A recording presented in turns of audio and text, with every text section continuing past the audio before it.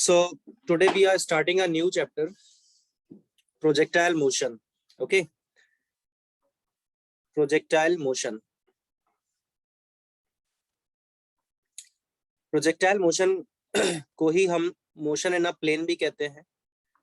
Motion in a plane, motion in a plane, इसे ही बोला जाता है. ठीक है, और इसे ही हम लोग कह देते हैं मोशन इन 2D. इसे ही हम लोग कह देते हैं मोशन इन 2D. 2D का मतलब हो जाता है 2 डायमेंशन. 2D का मतलब क्या हो जाता है? 2 डायमेंशन. ठीक है, तो इस तरह से हम लोगों ने ये चैप्टर स्टार्ट करना है. अब देखो, मोशन इन अ प्लेन का मतलब ये नहीं है कि सिर्फ प्रोजेक्टाइल मोशन को ही हम लोग मोशन इन अ प्लेन कहते हैं. मोशन इन अ प्लेन एक चैप्टर और भी आएगा जिसका नाम क्या होगा? Circular motion. इसका नाम क्या होगा? Circular motion. ये हम लोग आगे पढ़ेंगे. ठीक है, तो सर्कुलर मोशन को ही हम लोग मोशन इन अ प्लेन भी कह देते हैं. खैर, यहाँ पे तो फिलहाल हमें प्रोजेक्टाइल मोशन स्टार्ट करना है. प्रोजेक्टाइल मोशन का मतलब क्या होता है उसको हमें समझना है. तो जैसे मान लेते हैं कि कोई भी एक पार्टिकल है हमारे पास, कोई भी अगर हम मान लेते हैं कि एक पार्टिकल है हमारे पास, उसको हम लोगों ने कहीं प्रोजेक्ट करना है. जैसे मान लो कि ये वाई एक्सिस है और ये एक्स एक्सिस है. ठीक है, अब हमारे पास कोई भी एक पार्टिकल है, मान लेते हैं पॉइंट ओ पे. जो भी पार्टिकल को हम प्रोजेक्ट करते हैं वो पार्टिकल क्या कहलाता है? प्रोजेक्टाइल कहलाता है. वो पार्टिकल क्या कहलाता है? प्रोजेक्टाइल कहलाता है. तो अगर अपन इस पार्टिकल को यहाँ से किसी एंगल पे फेंकेंगे तो वो पार्टिकल मान लेते हैं कि इधर पॉइंट पे गिरा कहीं. ठीक है, ये पॉइंट हम मान लेते हैं कि ये पॉइंट कौन सा है? बी पॉइंट है जहां पे वो गिरा. ये पॉइंट ए है जिसको हम लोग कहते हैं मैक्सिमम हाइट. ठीक है, और अपन ने जो पार्टिकल को प्रोजेक्ट करा है वो यू वेलोसिटी से फेंका है उसको हॉरिजॉन्टल से थीटा एंगल पे. ये हॉरिजॉन्टल लाइन है एक्स एक्सिस, इससे अपन ने थीटा एंगल पे उस पार्टिकल को प्रोजेक्ट किया है. ठीक है, एक्चुअल में हम यहाँ पे क्या फाइंड करना चाहते हैं? Equation of trajectory. हम यहाँ पे इक्वेशन ऑफ ट्रेजेक्ट्री फाइंड करना चाहते हैं. इक्वेशन ऑफ ट्रेजेक्ट्री का मतलब क्या होता है कि भाई किसी भी पार्टिकल को हॉरिजॉन्टल से जब आप किसी एंगल पर फेंक रहे हो, प्रोजेक्ट कर रहे हो, तो उसका जो पाथ बना है वो कैसा पाथ बना, उस पाथ की इक्वेशन क्या है, तो वो हमें यहाँ पे फाइंड करना है. ठीक है, तो मान लेते हैं कि अपन ने पॉइंट ओ से पार्टिकल को प्रोजेक्ट किया और कुछ टाइम के बाद वो पार्टिकल पॉइंट पी पर पहुंच गया. कुछ टाइम के बाद वो पार्टिकल पॉइंट पी पर पहुंच गया. पॉइंट पी के कोऑर्डिनेट हम लोग मान लेते हैं एक्स कॉमा वाई. अब कोऑर्डिनेट एक्स कॉमा वाई है तो इसका मतलब क्या होता है कि वो एक्स एक्सिस पे कितनी डिस्टेंस चला है? एक्स डिस्टेंस चला है. और वाई एक्सिस पे कितनी डिस्टेंस चला है? वो वाई डिस्टेंस चला है. जैसे अगर किसी पॉइंट के कोऑर्डिनेट 2,3 है तो इसका सिंपल सा यही मतलब तो होता है कि एक्स एक्सिस पे 2 चला, वाई एक्सिस पे 3 चला, तो कहीं पॉइंट यहाँ मिला है हमें. तो वैसे ये भी है कि पॉइंट पी के कोऑर्डिनेट अगर एक्स कॉमा वाई है तो एक्स एक्सिस पे वो कितना चला? एक्स चला. और वाई डिस्टेंस वाई एक्सिस पे कितना चला? वाई चला. तो इसी जैसे पॉइंट पी के कोऑर्डिनेट यहाँ पे एक्स कॉमा वाई बन जाता. ठीक है, चलो, तो इतनी बात आपको क्लियर होगी. अब प्रोजेक्टाइल मोशन का कोई भी क्वेश्चन आएगा, न्यूमेरिकल आएगा, जो भी आएगा, उसका सीधा सा खेल है कि हमें 2 डायरेक्शंस में डिसॉल्व करना है उसको. एक होगी एक्स डायरेक्शन और एक हो जाएगी यहाँ पे हमारे पास वाई डायरेक्शन. दोनों मतलब परपेंडिकुलर डायरेक्शन है. गैलीलियो ने बताया था कि ये दोनों डायरेक्शन एक दूसरे से हमेशा फ्री रहते हैं, एक दूसरे पे डिपेंड नहीं करते. एक्स एक्सिस पे क्या हो रहा है? वाई को मतलब नहीं है. वाई एक्सिस पे क्या हो रहा है? एक्स को मतलब नहीं है. जेड एक्सिस पे क्या हो रहा है? एक्स वाई दोनों को मतलब नहीं है. सीधी सी बात है कि किसी एक एक्सिस में क्या चल रहा है ये अदर एक्सिस को उससे कोई लेना देना नहीं. अगर आपसे कोई बोला जाए कि एक्स एक्सिस पे अगर वेलोसिटी इतनी है तो वाई पे कितनी होगी, तो वाई पे जो वेलोसिटी है वो एक्स वाली वेलोसिटी पे डिपेंड नहीं करती. समझ पा रहे हो ना? तो यहाँ पे हमने क्वेश्चन को 2 पार्ट्स में डिसॉल्व करा. एक एक्स एक्सिस हो गई, एक वाई एक्स. अब आप सोच रहे हो कि सर एक्स और वाई में ही क्यों, जेड में क्यों नहीं? अरे भाई, हम लोगों ने यहाँ एक्स और वाई माना है ना. जेड मानते तो जेड में कर लेते, उसमें क्या है? कोई भी 2 है ना. मोशन है ना, प्लेन है. अब प्लेन जो है वो 2 एक्सिस से ही तो मिलके बनता है. प्लेन कितनी एक्सिस से मिलके बन जाता है? 2 एक्सिस से मिलके बनता है. यहाँ हमारे पास 2 एक्सिस हैं, एक्स और वाई, तो प्लेन बन गया एक तरह का देखा जाए तो. ठीक है, खैर, तो यहाँ पे हम फाइंड क्या क्या करने वाले हैं? वेलोसिटी निकालेंगे, एक्स एक्सिस पे कितना है. वाई एक्सिस पे भी वेलोसिटी निकालेंगे. एक्सेलरेशन फाइंड करेंगे, एक्स एक्सिस पे कितना है. एक्सेलरेशन फाइंड करेंगे, वाई एक्सिस में कितना है. ठीक है, अब मैं आपसे कुछ चीजें पूछूंगा तो आप लोग थोड़ा तैयार रहो. ठीक है, गेट रेडी टू आंसर. इस u का यहाँ पे अगर अपन कंपोनेंट करेंगे x एक्सिस के अलोंग, कौन बताएगा जल्दी से कंपोनेंट कितना u आएगा? cos theta. Very nice, u बहुत cos अच्छी, थीटा। बहुत बढ़िया। और ये जो वर्टिकल कंपोनेंट होगा ये क्या कहलाएगा? u sin theta. गुड। तो x एक्सिस पे जो कंपोनेंट है वेलोसिटी का, यानी ux की वैल्यू कितनी हो जाएगी हमारे पास? u cos theta. uy की वैल्यू हमारे पास यहाँ पे कितनी निकल करके आ जाएगी, जिसको हम बोल देंगे u sin थीटा। ठीक है, ओके। अब ax की बात आती है, यानी एक्सेलरेशन इन x डायरेक्शन कितना होगा। देखो सीधी सी बात है कि पार्टिकल यहाँ पे हवा में चल रहा है कि नहीं, ये बताओ। पार्टिकल को, जैसे मान लो ये पार्टिकल है, आपने यहाँ से इसको फेंका और वो ऐसे जाके इधर गिरा कहीं, तो ये कंटिन्यूअसली हवा में ही तो चल रहा है, ये हवा में चल रहा है। yes. और हवा में चल रहा है तो मैं आपको मोशन इन स्ट्रेट लाइन में पढ़ा चुका हूँ, मोशन अंडर ग्रेविटी। उसमें मैंने आपको बताया था कि जब भी कोई पार्टिकल हवा में चलता है तो उस पर ग्रेविटी काम करेगी। ग्रेविटी तो उसको नीचे लाती है कि नहीं? यहाँ देखो आप, पॉइंट yes. ओ से लेकर के ए तक पार्टिकल ऊपर की तरफ उठ रहा है, और फिर ए से बी तक पार्टिकल नीचे की तरफ आ रहा है ना? तो ग्रेविटी कंटिन्यूअसली वर्क कर रही है। तो अब आप मुझे ये बताओ कि ग्रेविटी किस डायरेक्शन में वर्क कर रही होगी? Vertically downward. मैंने आपसे बताया था मोशन स्ट्रेट लाइन में कि एक्सेलरेशन ड्यू टू ग्रेविटी हमेशा नेगेटिव लेना है। पार्टिकल चाहे ऊपर जा रहा हो, पार्टिकल चाहे नीचे जा रहा हो, है ना? तो इसका मतलब है कि एक्सेलरेशन वाई डायरेक्शन में कितना होगा? माइनस का जी होगा, क्योंकि यहाँ पे हवा में पार्टिकल चल रहा है ना, तो ग्रेविटी लग रही है। और एक्स एक्सिस पे एक्सेलरेशन कितना हो जाएगा? 0, क्योंकि पूरा एक्सेलरेशन तो वाई में ही चला गया। जब पूरा का पूरा एक्सेलरेशन वाई में ही चला गया तो एक्स में बचा कहाँ? एक्स में तो कुछ बचा ही नहीं है। क्या मेरी बात इतनी समझ आ गई? yes, sir. हाँ। अब जब x डायरेक्शन में एक्सेलरेशन पार्टिकल का कितना हो गया? 0 हो गया। तो इससे हम ये कह सकते हैं कि x डायरेक्शन में पार्टिकल की वेलोसिटी कैसी हो जाएगी? कांस्टेंट। कैसी हो जाएगी? कांस्टेंट। मैंने आपको मोशन इन स्ट्रेट लाइन में भी यही बात बताई थी कि एक्सेलरेशन दो चीजों में 0 हो सकता है, कि या तो पार्टिकल चल ही ना रहा हो, और अगर पार्टिकल चल रहा हो तो यूनिफॉर्म वेलोसिटी से चल रहा हो, तो उस केस में एक्सेलरेशन कितना होगा? 0 होगा। अब यहाँ पे एक्सेलरेशन 0 है x डायरेक्शन, तो इसका मतलब है कि x डायरेक्शन में वेलोसिटी पार्टिकल की कैसी होगी? कांस्टेंट होगी, है ना?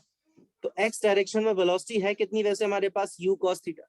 तो हर पॉइंट पे u cos थीटा ही वेलोसिटी रहेगी, हर एक पॉइंट पे रहेगी। ये कोई भी पॉइंट आप देख लो, वेलोसिटी का हॉरिजॉन्टल कंपोनेंट हमेशा कांस्टेंट रहेगा।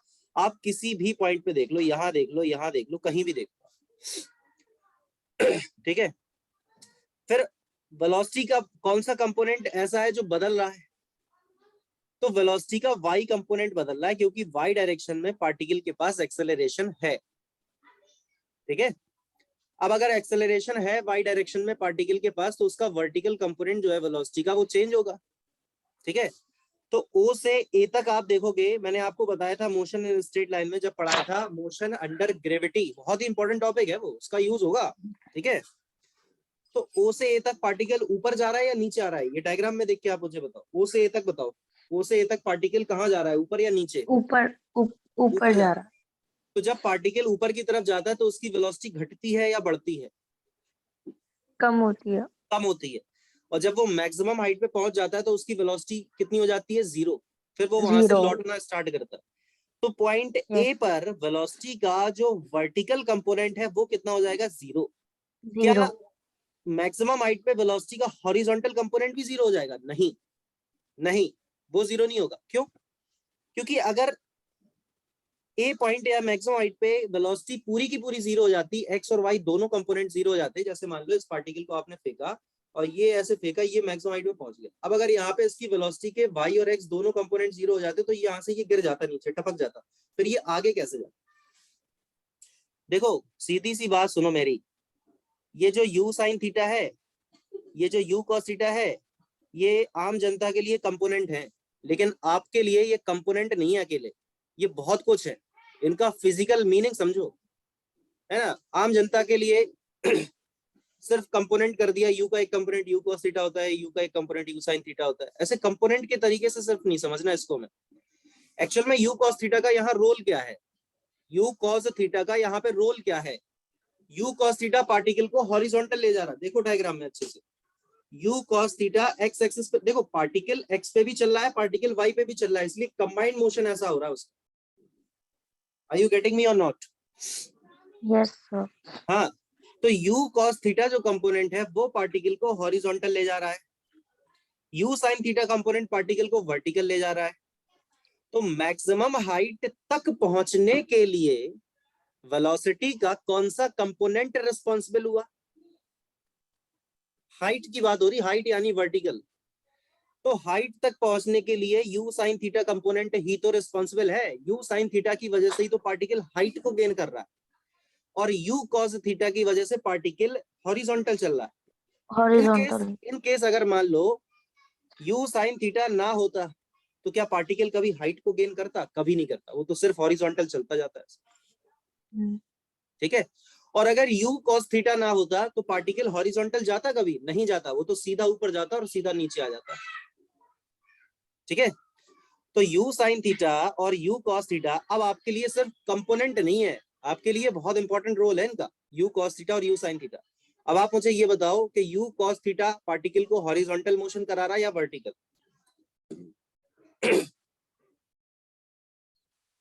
बोलो जल्दी। हॉरिजॉन्टल करवा रहा है। हॉरिजॉन्टल करा रहा है ना। और u sin थीटा कंपोनेंट कैसा मोशन करा रहा है पार्टिकल को? वर्टिकल। Vertical, very nice. ठीक है, तो ए पॉइंट पे जब पार्टिकल पहुंचा होगा तो वेलोसिटी का y कंपोनेंट ही तो 0 होना चाहिए। ठीक है, x कंपोनेंट कितना है उसका? x कंपोनेंट तो हमेशा cos कांस्टेंट theta. है, u cos थीटा है, वो तो हमेशा Yes, sir. कांस्टेंट है, वो थोड़ी बदल रहा, वो तो हमेशा फिक्स है। क्या इतनी बात समझ में आ गई, हाँ या ना? इतना बताओ पहले। Yes, sir. Very nice, good.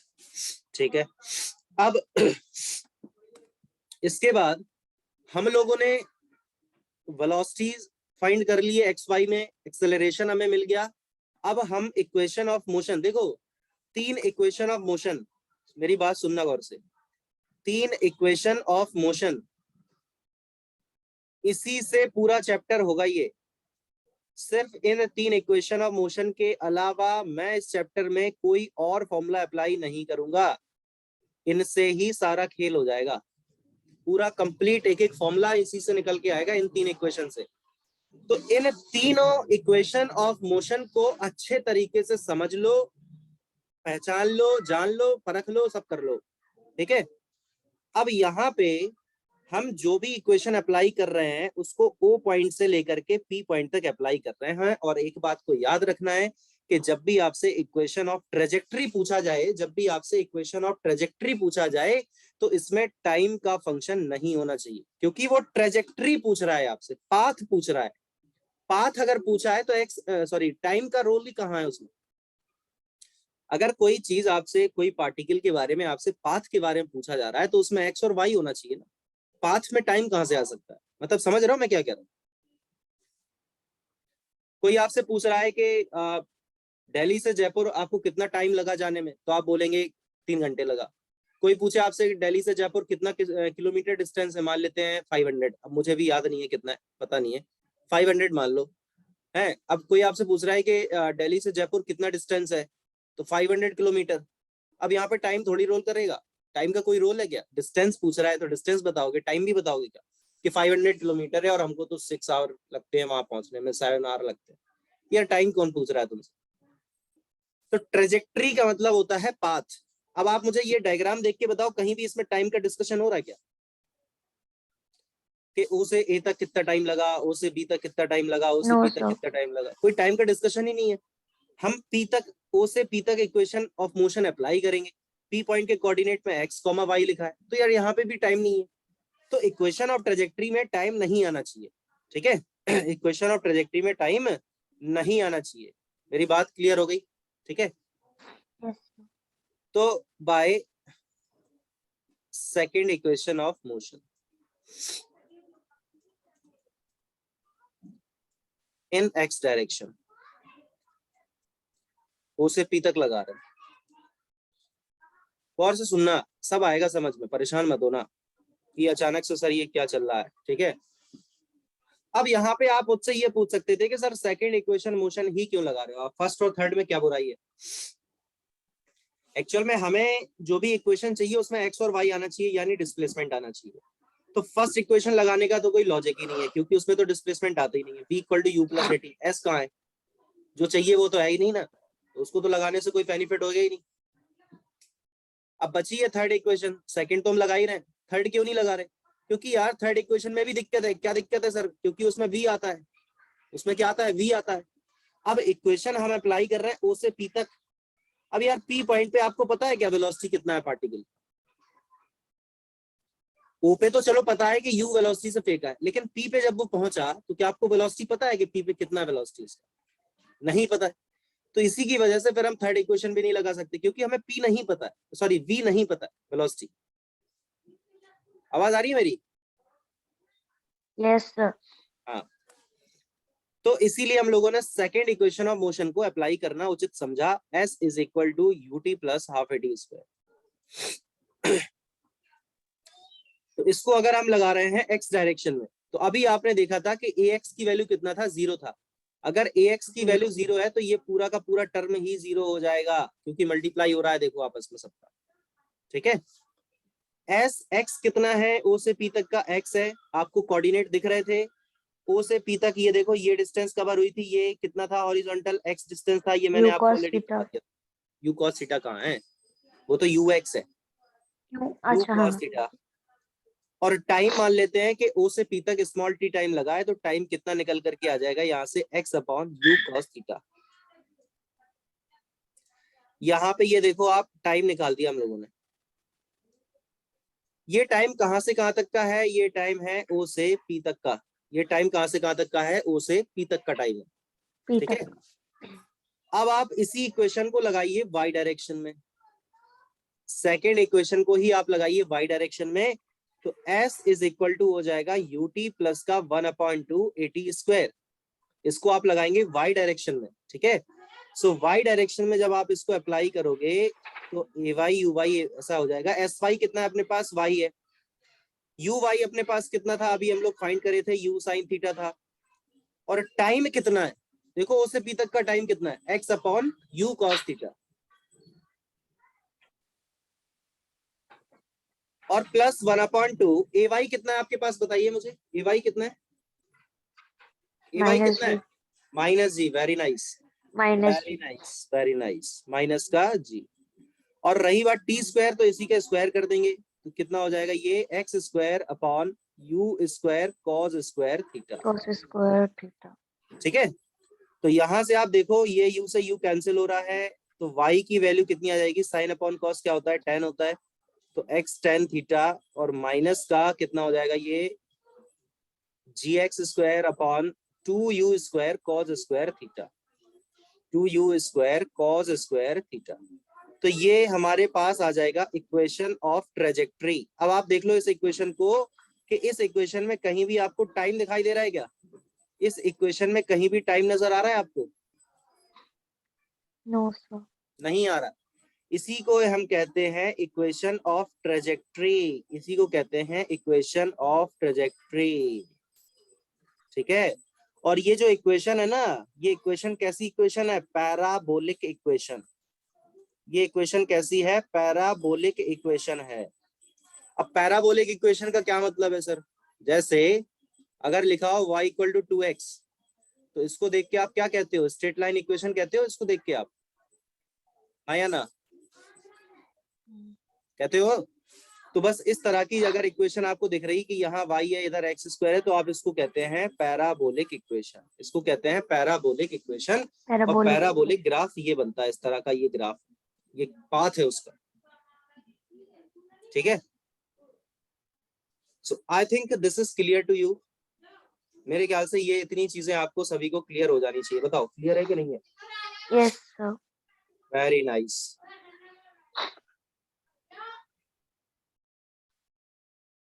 तो इतनी बात में कोई डाउट तो नहीं है किसी को? बताओ। No sir.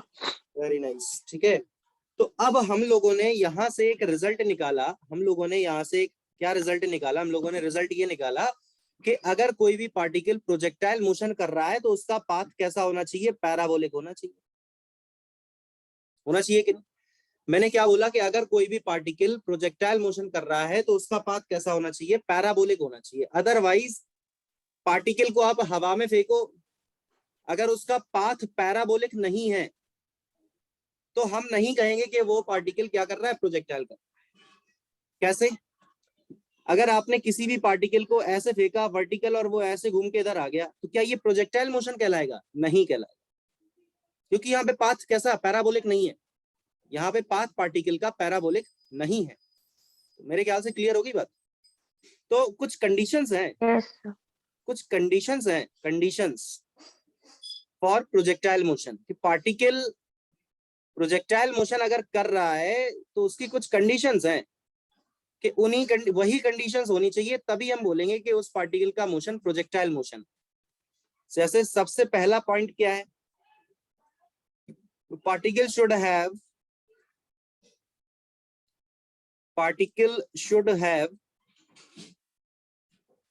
Initial velocity vector. Particle should have initial velocity vector. Particle के पास इनिशियल वेलोसिटी वेक्टर होना चाहिए। कैसे? क्योंकि आप डायग्राम में देखो, u cos थीटा भी है, u sin थीटा है। इस u को अगर हम लोग लिखना चाहें तो क्या ऐसे लिख सकते हैं? वेक्टर एनालिसिस सभी ने पढ़ा है, तो वेक्टर एनालिसिस सबने पढ़ा है। अब बिल्कुल ये मत कह देना कि नहीं सर ये क्या लग रहा है, ये आपने क्या लिख दिया, जग सुना सुना तो नहीं लग रहा किसी को? क्यों, अजीब सा तो नहीं लग रहा है इस इक्वेशन को देख के? अरे ये क्या हो गया सर, ये लिखा क्या आपने है? ये वही है क्या, u vector is equal to u x i cap plus u y j cap. ज्यादा दिन नहीं हुए हैं मुझे अभी पढ़ाए हुए, कल ही खत्म हुआ है वेक्टर अपना। ठीक है, तो यहाँ पे आपको इसको देख के कैसा लग रहा है, मतलब पहचाना हुआ लग रहा है? मतलब ये है कि मतलब जग सुना सुना सा लग रहा है कि मतलब ये क्या है, ये आपने कब पढ़ाया? ऐसा तो नहीं है? क्यों? No, sir. गुड। तो यहाँ पे ux का मतलब x डायरेक्शन में, uy का मतलब y डायरेक्शन, सिंपल सा। ठीक है, तो पार्टिकल के पास इनिशियल वेलोसिटी वेक्टर होना चाहिए। सेकंड पॉइंट क्या है, बड़ा ही इंपॉर्टेंट पॉइंट है जो सेकंड पॉइंट है हमारे पास, कि पार्टिकल का एक्सेलरेशन कैसा होना चाहिए? कांस्टेंट। पार्टिकल का एक्सेलरेशन कैसा होना चाहिए? कांस्टेंट। लेकिन जीरो ना हो। कुछ बात आई समझ? अब आप सोच रहे हो कि सर ये क्या बोल रहे हो, अभी तो आपने बताया था एक्स डायरेक्शन में एक्सेलरेशन जीरो था।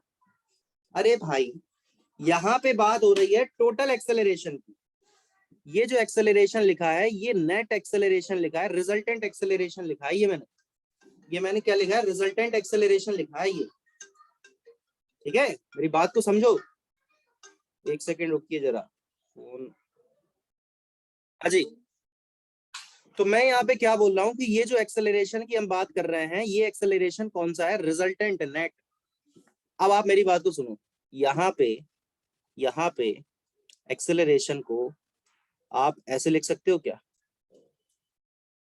गौर से सुनना विभा, लिख सकते हैं ना? वैल्यू रखो, वैल्यू ए एक्स कितना है? जीरो। जीरो आई कैप हो गया। ए वाई कितना है? माइनस का जी माइनस जी। तो फाइनली जो एक्सेलरेशन आएगा वो माइनस का जी जे कैप आएगा, हाँ या ना? जे कैप। यस। इसका मैग्नीट्यूड निकालो। इसका मैग्नीट्यूड निकालो आप। कैसे निकलता है? याद करो, under root of I cap के कोफिशिएंट का स्क्वायर। आई कैप है ही नहीं, छोड़ो। Yes sir. ए कैप के कोफिशिएंट का स्क्वायर यानी जी का स्क्वायर। माइनस जी का स्क्वायर, हाँ तो जी बचेगा ना बस। Yes sir. जीरो आया क्या? जीरो आया क्या? नहीं। इसीलिए तो मैंने बोला कि कांस्टेंट हो लेकिन जीरो ना हो। क्लियर हो गई बात? और वहां पे आप सोच रहे हो कि सर वहां तो एक्स की वैल्यू जीरो थी। हाँ, एक्स जीरो था, टोटल एक्सेलरेशन जीरो नहीं था। एक्सेलरेशन का एक्स कंपोनेंट जीरो था, वाई में तो था ना, लेकिन ठीक है। Yes.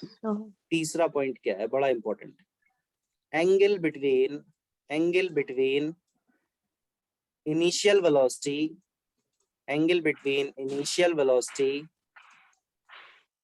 and acceleration should not be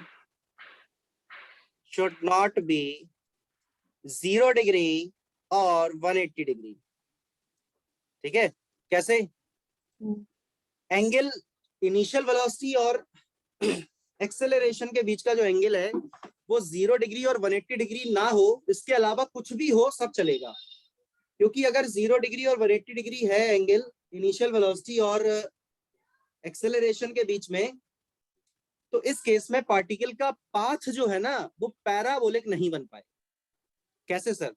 आपने कहा और हम मान कैसे ले, समझाओ डिटेल। देखो जैसे मान लो ये ग्राउंड है, पार्टिकल को आपने वर्टिकली अपवर्ड फेंका, बिल्कुल सीधा ऊपर जा रहा है सीधा, ठीक है। तो वो अगर पार्टिकल सीधा ऊपर जा रहा है तो वो स्ट्रेट लाइन जा रहा है ना, स्ट्रेट लाइन है, मतलब ऐसे थोड़ी जा रहा है, ऐसे ऐसे घूम के नागिन बनते हुए जा रहा है, सीधा सीधा जा रहा है ना, ठीक है। Yes, sir. तो अब जब पार्टिकल बिल्कुल सीधा ऊपर जा रहा है तो उसकी वेलोसिटी ऊपर की डायरेक्शन में है कि नहीं है? और उस पे जो एक्सेलरेशन काम कर रहा है ग्रेविटी की वजह से वो नीचे की तरफ काम कर रहा है। बताओ मुझे ये एंगल कितना है पूरा, ये एंगल कितना है? 180. 180। तो 180 अगर एंगल हो गया तो क्या पार्टिकल ने प्रोजेक्टाइल करा? नहीं। क्यों? क्योंकि उसका पाथ पैराबोलिक नहीं बन पाया, उसका पाथ पैराबोलिक नहीं बन पाया इसलिए, ठीक है। तो 0 180 नहीं होना Yes, चाहिए, sir. ये तो आपको समझ में आ गया। अब दूसरा, 0 कब है? 0 कब होगा?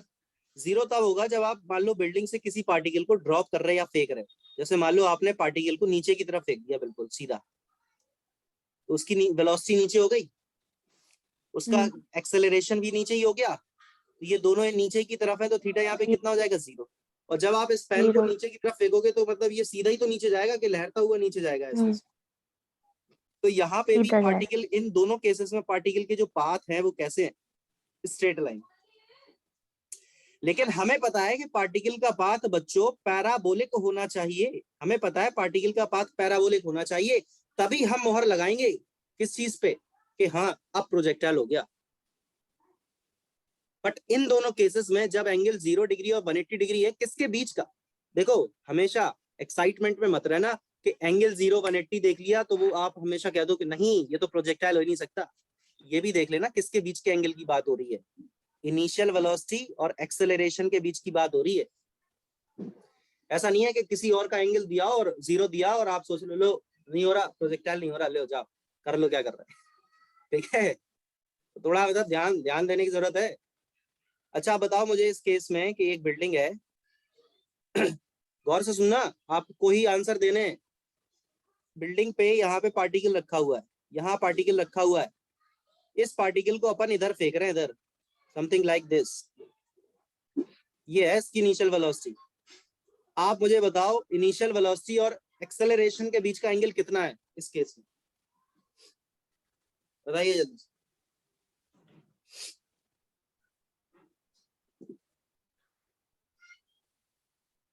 जल्दी बोलो जल्दी। 90. 90। वेरी नाइस, बहुत बढ़िया, बहुत ही अच्छे। क्योंकि ग्रेविटी लग रही है नीचे की तरफ, Yes, ग्रेविटी sir. लग रही है नीचे की तरफ और वेलोसिटी इधर है, तो ये एंगल हो गया 90 का। तो अब आप मुझे बताओ क्या इस केस में प्रोजेक्टाइल होगा? क्या होगा. इस केस में प्रोजेक्टाइल? यस बिल्कुल होगा। प्रोजेक्टाइल सिर्फ 0 और 180 पे नहीं होगा, यहाँ तो होगा, क्योंकि पार्टिकल ऐसे जाएगा और ऐसे ऐसे ऐसे जाएगा, देखो आएगा, तो ये पैराबोलिक पाथ बन गया। देखो Yes, sir. पैराबोलिक पाथ बन गया, तो बिल्कुल ये प्रोजेक्टाइल हो गया। ठीक, बात मेरी समझ आ गई? Yes, sir. Very nice, very nice. ठीक है, तो ये होता है हमारा इक्वेशन ऑफ ट्रेजेक्ट्री। और यहाँ पे मैंने आपको बता दिए कुछ कंडीशंस हैं प्रोजेक्टाइल मोशन के बारे में। I think this is very clear to you all. Yes, sir. Very nice. तो इस वीडियो में हम लोग इतना ही रखते हैं। अब नेक्स्ट वीडियो में हम लोग स्टार्ट करेंगे some important parameters related to projectile motion. कौन कौन से भैया पैरामीटर है? ये क्या हो रहा है, ये आगे क्यों नहीं जा रहा, ये है स्लाइड। कौन कौन से पैरामीटर हैं? जैसे पहला पैरामीटर क्या हो जाता है, टाइम ऑफ फ्लाइट। इसको हम लोग नेक्स्ट वीडियो में देखेंगे, ठीक है। पहला हो जाता है टाइम ऑफ फ्लाइट, अभी मैं समझाऊंगा इसको नेक्स्ट वीडियो में। सेकंड क्या हो जाता है हमारा, मैक्सिमम हाइट। सेकंड हो जाता है हमारा मैक्सिमम हाइट, ठीक है। और तीसरा पैरामीटर है हमारे पास, वो हो जाता है हॉरिजॉन्टल रेंज। तीसरा पैरामीटर हो जाता है हमारे पास हॉरिजॉन्टल रेंज, ठीक है। तो ये 3 पैरामीटर हमारे पास मिलते हैं, तो इनको अपन देखेंगे नेक्स्ट वीडियो में। इस वीडियो में अपन इतना ही रखते हैं, ओके।